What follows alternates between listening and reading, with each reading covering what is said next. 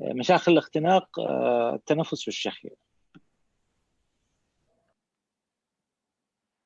ابني عمره 4 سنوات وهو يعاني من شخير عند النوم، وأثناء النهار حتى وهو جالس معانا نسمع أنه كأنه يشاخر. أثناء النوم منزعج ويتقلب كثير في الفراش ويستيقظ وهو مختنق لا يستطيع التنفس. إيش أسوي أنا؟ بنروح إلى رسمات الواحد يرسمها. أنا أحب دائما أرسم، بس الظاهر أنه هو هذا أسود، فنحتاج إلى إحنا نغير اللون، خليه أحمر. اخضر أحمر اخضر زين. أخضر، اخضر لا زين. أحمر زين. أحمر زين. أدري أنك أنت سيهاتي وتحب الأشياء الخضراء. بس حاطين خضران هنا يعني لا تزال. هذه مثل ما ذكرنا احنا الأذن الخارجية، هنا الطبلة، هذه الطبلة، هنا الأذن الوسطى، ذكرنا لكم المطرقة والسندان والركبان، هذا هم الثلاث. هنا القناة اللي تمشي اللي تودي إلى سقف الحلق، هنا سقف الحلق. طبعا هذه الأشياء احنا ما نشوفها. هنا بجنب القناة اللي تصب السوائل من عند الأذن الوسطى إلى سقف الحلق، هنا فيه اللحمية. معي؟ كأن في صوت ينسمع يا أبو صادق. لا ما في صوت، تفضل. يمكن من إيه عندك زين، الارتداد.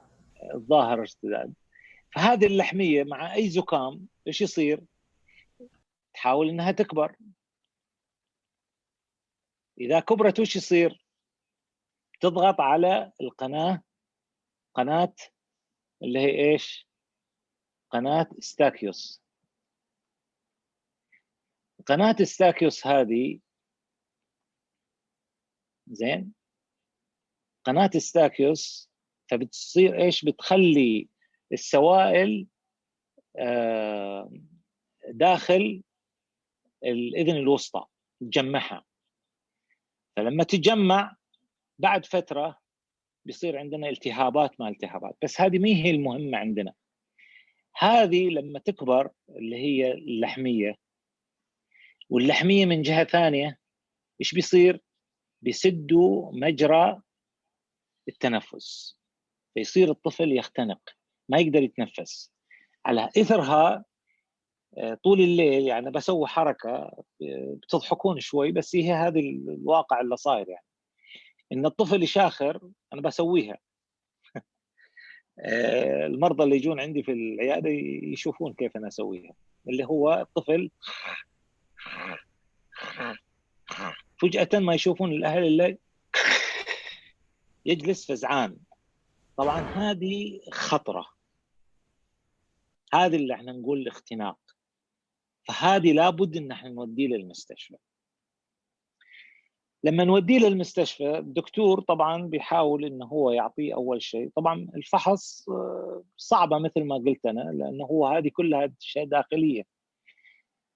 لكن لو وديناه الى طبيب الانف والاذن والحنجره، طبيب الانف والاذن والحنجره بيحط انبوبه من داخل الانف بتروح الى داخل المنطقه هذه اللي احنا نبغاها، وبيشوف ايش اللحميه، هل هي كبيره هل هي صغيره. على اثرها بيقول هذا الولد عنده لحميه كبيره بيحتاج الى شيل، او بيحتاج الى علاج اول شيء مبدئي عن طريق الانف، او نشوف احنا كيف بيصير الحين بالنسبه الى العلاجات. فطبعا عندنا هذه اللحميه لما تكبر بتسوي مشكله الاختناق، بتسوي مشكله اللي هو زياده السوائل في الاذن الوسطى، التهابات متكرره. لما تزيد السوائل هنا في المنطقه هذه ايش بيصير؟ بيصير عندنا السمع بطيء، فبصير عنده صعوبه في السمع، بصير عنده صعوبه في التعلم، بصير عنده مشاكل كثيره. فاللحميه لها اضرار. زين، نجي لمساله كيف العلاج حقها. طبعا في مساله انه هو دائما الولد وهو نايم يحاول انه هو ايش ينقلب. الانقلاب هذا الدماغ حقه يقول له ترى انقلب الحين على اساس تتنفس، والا لو ما دماغه بعد كويس كان لا اختنق ولا حد يدري عنه. لكن بتشوفين يقول لك اوه هو على فراشه ما نشوف الا عند الباب. ليش؟ لانه انقلاباته هذه هي اللي تخليه يعيش. فنجي الى العلاج. العلاج هو عباره عن بخاخ كورتيزون. طبعا لما يسمع الواحد كورتيزون يقول اوه هذه علاج الكورونا. لا انتبهوا تستعجلون، علاجات الكورونا ذاك شيء ثاني ما لنا شغل فيه الحين، خلنا في مساله اللحميه. فلما نحط اللي هو هذا البخاخ الكورتيزون عن طريق الانف، نحاول ان احنا لما نحطه ما نحطه بهذه الطريقه، ما يروح بهذا الشيء، لان اذا حطيناه بهذا الشكل وضخينا بيروح لوين؟ بيضرب الحجاب الحاجز اللي بين الفتحتين الانف. فاحنا ندخله بهذه الطريقه انه هو يروح لداخل عن هذا الاتجاه، ونبخ بخه، نخلي الطفل يتنفس، نبخ بخه ثانيه والطفل ياخذها. طبعا يستحسن ان الطفل يكون جالس، يعني جالس مو نايم. اذا هو مستلقي ما بنستفيد شيء. فياخذه في الليل، يفضل استخدامه لمده 2 إلى 3 شهور.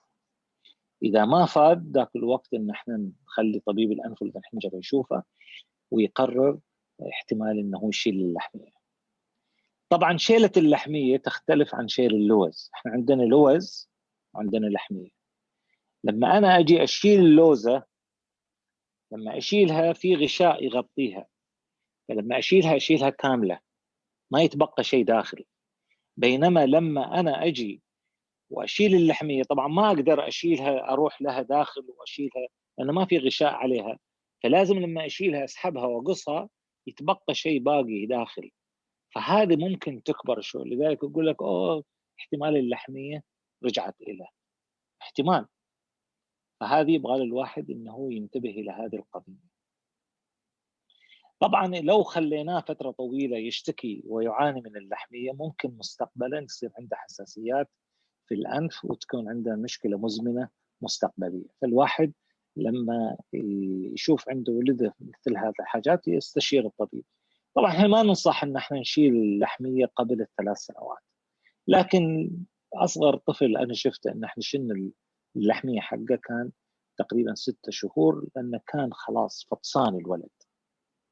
لما يجي للعياده عندي مختنق اختناق كلي، يعني جي العياده اليوم، يوم ثاني سوينا العمليه، ما انتظرنا والله مواعيد وشم هذا لا.